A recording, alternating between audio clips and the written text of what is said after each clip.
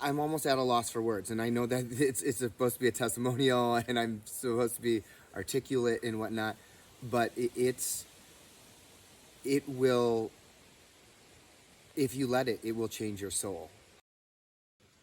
When I decided to go on the Oneway Retreat, I knew that it would help me advance as a martial artist. But what I didn't expect was how much growth I feel just as a person, emotionally, mentally, physically. I feel like I'm leaving here changed for the better. I couldn't get off the mountain this morning. It had stirred something in me, this journey that I've been searching for.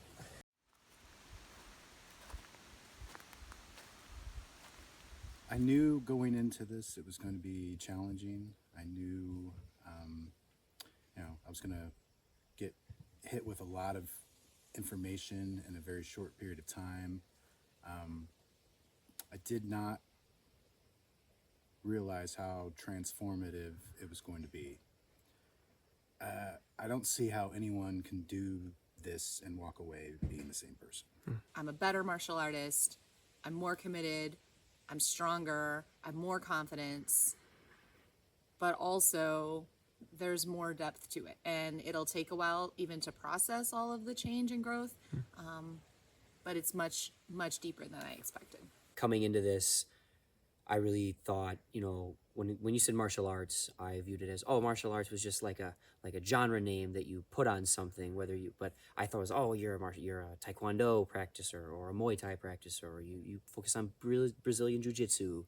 And then after this experience and this retreat, I have now realized that it's not a secular, it's one holistic art, just kind of like the world is. And reading about, we read with Bruce Lee's teachings and things like that. And so now I really do view it as the one way is, all arts are the one way. There is not one art that is necessarily better than another.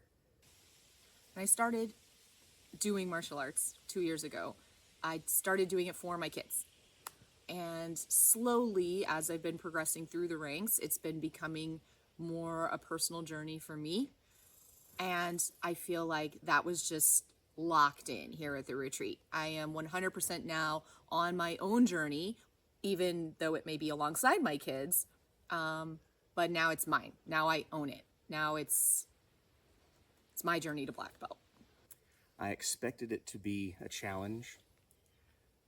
It was a bit more challenging than I expected, but the variety of things that we had to do was the most unexpected part. I knew that we were going to be doing some things other than training, but the things that we did other than training were pretty fun, pretty hard, but really rewarding when you finish, because finishing something hard always feels good. It makes me want to be a better martial artist. It makes me want to, the accountability of having to, put in the long hours and the hard work and the insane things that you have to do here. I think going home, I'm taking all that with me and incorporating that into my life. I want to work harder at everything I do because I know I can do it. I was talking to another student, and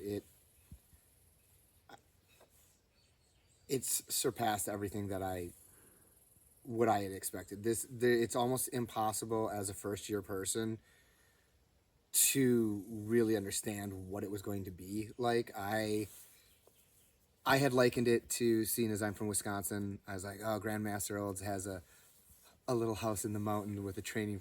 Nothing like that. I thought I was going to be going up north. It was going to be a cool little forest area. You just can't prepare. As somebody who's never been here, you cannot prepare for what you're about to experience. It's actually indescribable until you come and do it yourself. Right. Getting hit with all this curriculum in such a short period of time and working really hard all day long has made me want to go back and show up to class a lot more, show up to open mat, and work on things that really struck me here, that I'm like, oh, I like this. I want to do this more, and I want to be able to do it without thinking about doing it. I don't want to think about step 1, step 2, step 3, I just want to be like, here's the position I'm in. I know what to do now, and that's where I want to be. We did some rolling in a grassy field on the side of a mountain. That was probably the most fun I've had. Try to get down to the lake every day. Yes. Cold water is medicine. It is so therapeutic. There were end of days where I couldn't even lift my arms, and I'm like, I don't know how I'm going to do this tomorrow. I go down to the lake, get in the water, and I come out, and I'm like, I feel so much better. I am not always super fan about early morning workouts, but if it's a good hike and if it's like good scenery, you know, sure. And where I'm from, there's no mountains, so it was just gorgeous, and I looked forward to it. I look forward to it every day, and it's something I think I'm very much going to miss about this place. Is just coming up those trails and you know, fighting the roots and the rocks, and just climbing to the top and feeling winded, but just the view just makes it it's magical. This has just given me such an opportunity to really go inward and just start to honestly discover like who I am and who I want to be moving forward. My favorite activity this week was when we were on the mountain and did our creative forms. I have never created a form before, and I wasn't sure if I could do it, but it flowed into my mind and out of my body, and it was such a powerful experience to make my form and then to walk around and witness everyone else's forms and see how it was not only an expression of their martial art, but also of their personality, of their spirit. That was my favorite part, for sure. I think it was the belts, the king of the belts, because it was like almost like chaos. Like you have people coming at you from all directions trying to take your belt, and I just got my blue belt and nobody was taking that from me. And so it was fun. It was fun to just try to like give it your all and keep your belt on as much as you could. The sparring, it was good to, I don't know, be around people that weren't from the school at home.